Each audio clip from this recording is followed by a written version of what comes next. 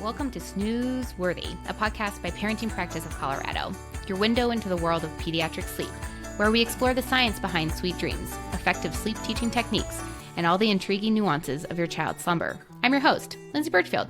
And I'm Paige Legault. Together, we're here to guide you through the labyrinth of parenting, offering insights, strategies, and science-backed advice to make parenting during those early childhood years not just manageable, but truly memorable. As pediatric sleep specialists, we've seen the transformational power of sleep in countless families. And because parenting is a journey, we won't stop at sleep. We'll provide you with valuable parenting tips for every aspect of early childhood, from managing tantrums to fostering creativity and hitting those all-important milestones. So whether you're a seasoned parent in need of a sleep overhaul or a new parent preparing for the joys and challenges of early childhood, Snoozeworthy is your trusted resource.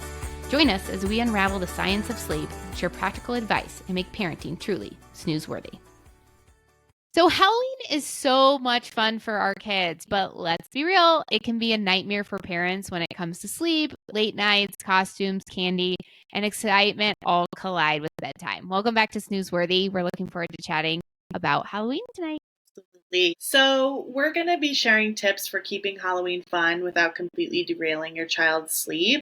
I think that this is key for all holidays, but 'tis the season for Halloween, right? Exactly. So we have to start by setting clear expectations. So talk to your kids ahead of time. We'll go trick-or-treating, then come home, brush our teeth, read a story, and go to bed. Kids do so much better when they know the plan ahead. Yeah, and let's be realistic. Bedtime might be later that night, and that's totally okay. The goal is to keep some structure in place so that the rhythms get back on track the following nights quickly. Absolutely. So we're going to talk now about candy. I mean, of course, it's part of Halloween. So we have to address that. So too much sugar right before bed can make sleep really tough. So one option is to let your kids choose 2 to 3 pieces that night and then save the rest for later. So that's something that we do here at the Birchfield household is they can pick 2 of their favorite candies, and then I let them pick 10 other candies to keep, and the rest of it then goes to the Switch Witch. So the Switch Witch comes, she takes the candy and she replaces it with something else that is not candy related. This way, the kids still get to go trick-or-treating. They get that fun little treat after. They get a couple to save on the back end, but all in all, most of that sugar gets out of our house. Absolutely. We also do the Switch Witch as well, and we try to keep it Halloween related in a fun way that's appropriate age-wise, but it's not a bucket of candy. And I don't need the candy in my house. She can't eat that all. Anyways, it's unnecessary.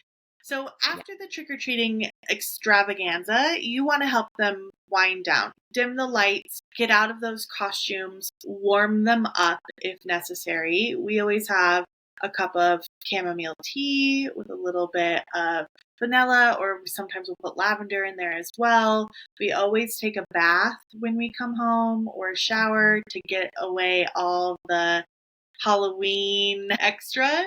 And especially if your kiddo is going to have makeup or wigs or all the extra stuff on, you want to make sure that they're comfortable when they go to bed. So get them cleaned up, and then you're going to move into their room and do your calming story and then go from there with their tuck-in.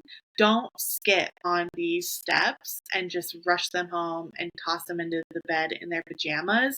You will pay for it later. Make sure you do a wind down. Yeah, absolutely. And we also try to get out trick-or-treating early so that we can get back a little bit earlier as well to have time to do that wind down, to get them in bed at a reasonable hour.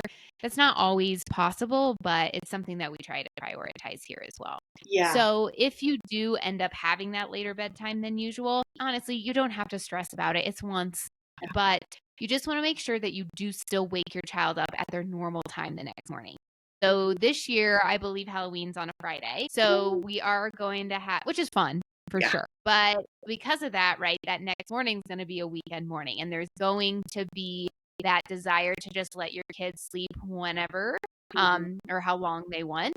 Again, as we've talked about so much, to keep that circadian rhythm healthy and set, you do want to make sure that you're waking them up at their normal time. And that's just going to make sure that this next day, everything starts off with a bang. Yeah. And if your Halloween on Friday is super jam-packed, school, trick-or-treating, social events, make sure your weekend is a little bit more dialed back. So they have time to rest, recoup, and recover. And then Yeah. you can even do, if necessary, an earlier bedtime. They can go to bed as early as 6 o'clock if needed. So move everything up by an hour. But of course, kids bounce back quickly. So if you stay consistent after that holiday, you shouldn't have to do much movement on early bedtimes, waking them up on time. They should just fall right back into those rhythms quickly. Absolutely. So yeah, you can have a totally amazing Halloween, but keep your children's sleep on track. We've been doing Halloween for this is going to be Riley's 8th Halloween, and we've used these principles every single time. And if you were to ask them how their time went, it was phenomenal. They don't feel like they missed out on anything, but guess what? They were still getting the sleep that they needed to make sure that the next day wasn't a total disaster. With all of the things that we talk about, it's about balance. We want to have fun, we want to engage, we want to experience it, but we want to do it within structure. Yeah. And if the holidays or the special events always throw your child sleep off for weeks, we'd love to help you build a plan that works for your kids and bring consistency back. You can book a call with us. You can chat in our DMs. We'll help you figure this out together. There are always so many daytime options now versus when we were kids. You can go to a Saturday afternoon trunk or treat for the little ones. It's usually a little bit more age appropriate as well, so they're not going to see the scary things, be out late, and then come home and miss bedtime and also be scared on top of it. So you can always tweak things that are appropriate for your child. And last year for us was Maddie's first time trick-or-treating truly at nighttime, and we were out for half an hour and she had the time of her life. She will talk to you about it endlessly. She doesn't miss out on anything. We did the switch witch. She got her 2 treats. We had a snack in the car ready to go. We came home, we did our nighttime routine, and she slept perfectly. No problems at all. So you don't have to be out there for 2 hours getting all the candy you can possibly get. Exactly. So again, you can have a lot of fun within structure and everybody is winning. So thanks again for joining us here at Snoozeworthy. If you like the content, like, comment, follow. We are just so excited to have you here and hope to see you next episode. Have a good one. Sleep tight. Bye.